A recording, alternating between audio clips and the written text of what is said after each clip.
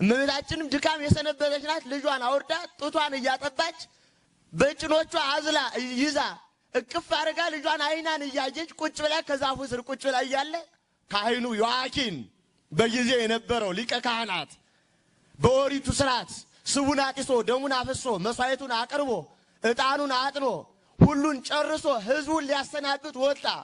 ምን ብሎ መጽሐፍ ይዞ የኢሳይያስን መጽሐፍ መዞ ዛሬ ካህኑ ከቅዳሴ በኋላ ወይም ሰሎ ቀሊለ ሰብያ ታምር ያለ ማርያም የእመቤታችን ታምር መስማት ለክርስቲያን ሁሉ ቀላል አይምሰለው እንደሚለው አውጥቶ የኢሳይያስን መጽሐፍ ድንግል ልጇን ይዛ መጥታ ቁጭ ብላ እያየች ድንግል በድንግልና ጸንሳ በድንግልና ትወልዳለች ስሙንም አማኑኤል ትለዋለች እሱም ድንቅ መካር ኃያል አምላክ ነው እያለ ያነብ ጀመር። ድንግል ራሷ ጸንሳ ራሷ ወልዳ ራሷ መጣ የራሷን ነገር የሰማች እዚህ ምድር ነው አለ። ሌላ ላይ ኢየሩሳሌም ላይ ሰምታለች፣ ግብጽ ላይ ሰምታለች? አልሰማችም። እንዲህ አርጋ ያስተናገደች ምድር ናት። አምልኮቷ የቀና ምግባሯ የጸና ወዳ ፈቅዳ ክርስትናን የተቀበለች ባቆስ ወይም አቤላክ በተባለው በእውነት ሐዋርያት ዓለምን ዙሮ ለማስተማር ሳይወጡ የሐዋርያት ሥራ ምዕራፍ 8 ላይ እንመልከት ቁጥር 25 ጀምሮ ሳይወጡ ወዳ ፈቅዳ ያስተማረች እልተው በእውነት ሊቃውንቱ የዘመኑ ሊቃውንት ሀገራችን ኢትዮጵያ ሁለንተናዋ ኋላ ቀር ስርዓቷ ኋላ ቀር ታሪኳ ኋላ ቀር ትናንት ከነበረን የተሻለ እንዳላመጣችሁ ይታወቃልና ላስታውሳችሁ። ልልናዋ በምን ልልናላት ካላችሁ ቁጥር 1 ልልና በስነ ጽሁፍ ስነ ጽሁፋዊ ልልና ለዓለም ታውቃላችሁ። በአሁኑ ደረጃ አውሮፓውያን የሰረቁን 30 ሺህ ብራና መጽሐፍ ተሰርቀናል። እስካሁን በተጠናው ጥናት 30 ሺህ ውጭ ላይ በየ ላይብረሪዎች ያለ የኢትዮጵያ የብራና መጽሐፍ 30 ሺህ ለምን ሰረቁን? ማንጠቅም ከሆነ ኋላ ቀር ከሆነ አቅም ከሌለ ማይጠቅም ያሳድግ ከሆነ ፍልስፍና ዕውቀት ከሌለው ለምን በብላክ ማርኬት ያጓጉዙታል? እኛ ስናነበው ጥንቁልና ነው፣ እኛ ስንረዳው ኋላ ቀር ነው፣ እነሱ ሰርቆት ሰልጣና ነው። እውነት ትናንት በስነ ጽሁፍ በነገራችን ላይ በደንብ እንድታወሩ ፈልገው እንድታስቡ ፈልገው እንግዲህ የኢትዮጵያ ኦርቶዶክስ ተዋሕዶ ክርስቲያን እንደ አንድ ማሳያ ደቡብ አፍሪካ ነው ማሳያዋ። ደቡብ አፍሪካ ታሪካቸውን ፍለጋ ጀመሩ።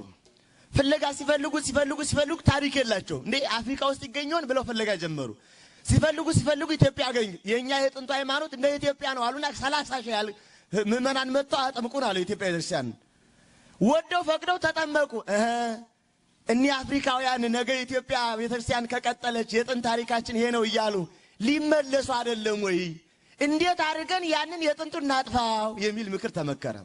ታውቃላችሁ በአሁኑ ደረጃ 41 የውጭ ተቋማት የኢትዮጵያ ቤተክርስቲያን ላይ ጥናት ይሰራሉ። ግዕዝ ላይ ኬንያ ላይ አይሰሩም፣ ጅቡቲ ላይ አይሰሩም፣ ሶማሌ ላይ አይሰሩም፣ ምናምን ላይ አይሰሩም። የኢትዮጵያ ቤተክርስቲያን ግን ይሰራል። ለምን? እኛ እንዳንሰራው ኋላ ቀር ነው። እኛ ማዶ እንሄዳለን።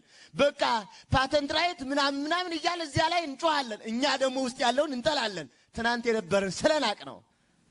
እኛ መድኃኒት ስንሰራ ጥንቁልና ነው፣ እነሱ ሲያመርጡት ፋርማሲ ነው። እኛ ልብስ ስንሰራ እነሱ ሽመና ነው፣ እነሱ ሰሩት ቴክስታይል ነው። አይደለም ወይ? እኛ ብረት አዘጋጅተን ቀጥቅጠን መስቀል ስናዘጋጅ ቀጥቃጭነት ነው፣ እነሱ ሰሩት ደግሞ ብረታ ብረት ኢንጂነሪንግ ነው፣ አውቶ ሜካኒክ ነው። አይደለ? የኛ ሊቃውንት ቆዳ ፍቀው አዘጋጅተው ብር ቀርጸው ብራና ዳምጸው መጽሐፍ ጽፈው ሲያዘጋጁ ይሄ ቆዳ ፋቂነት ነው። እነሱ ደግሞ ሲሰሩት ደግሞ የቆዳ ውጤት ፋብሪካ ነው። እና እንዲሁን አልሞትንም። ትናንት ያልነበረን ምን አለ?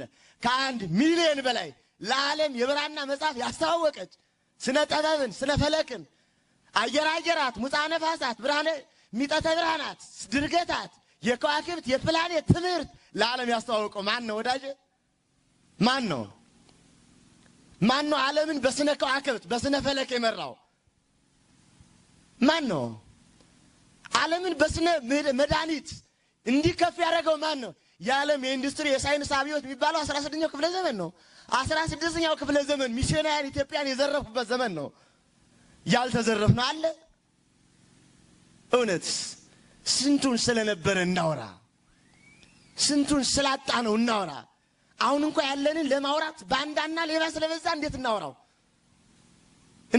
ያለንን እንኳን የሀገር ፍቅር የለው፣ የሃይማኖት ፍቅር የለው፣ የታሪክ ፍቅር የለው፣ ሀገር በቀል ዕውቀት የለው፣ ምን የለው፣ ሞራል የለው፣ በጣም ይጨንቃል። እኔ አንድ ቦታ ላይ ስለ ሀገር በቀል ሐሳብ እንኳን እያወራን ስለ ሀገራችን ለልና አንድ ጥያቄ ጠይቁ ሰዎች አስታውሳለሁ። እንዴ የሚል ስለ ሀገራችን ማወቅ አለባችሁ ሁሉ ጊዜ እንዴ ስለ ሀገር በቀል ምንድነው? ለምሳሌ እንኳን ሌላው በቅርቡ እንደው ጠላው፣ ጠጁ፣ ኮረፌው፣ ቦርዴው፣ የወይን ጠጅ፣ ፈታ ጠጅ፣ ጭልቃ፣ ማይኑግ ምናምን እነዚህ እንኳን ማወቅ አለባችሁ እያልን እናወራለን። አንዲቷ ምን ብትል ጥሩ ነው? መምህር አለ ጥያቄ። አቤት ኮረፌ የሚሰራው ከምንድን ነው? ከገብስ አለ። ገብስ ከምን ይሰራል አትልም? የዘመኗ ሊቅ እንደዚህ አይነት ሊቅ ነው ያለን እኛ። እንደዚህ አይነት ምንም የለው።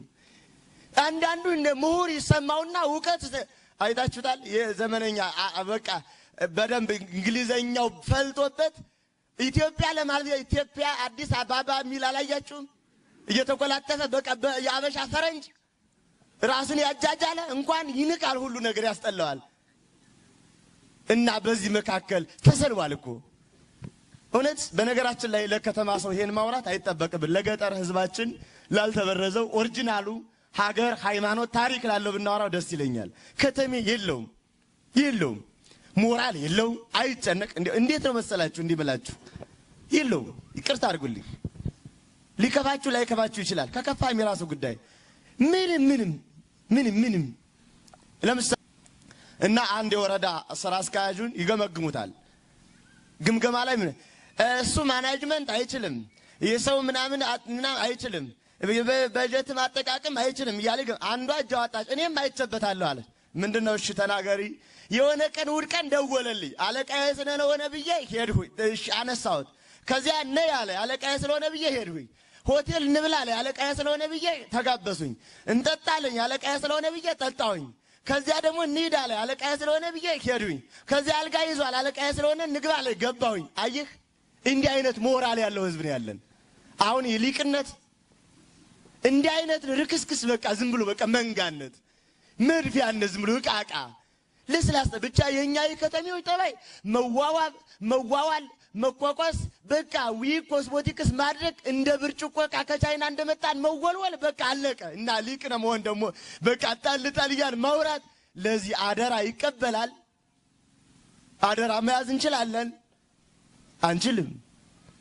ትናንት የነበረን ልልና ከፍ ያለ ነው፣ ግን አንገት ያለው ተሸካሚ ግን ያጣን ይመስለኛል።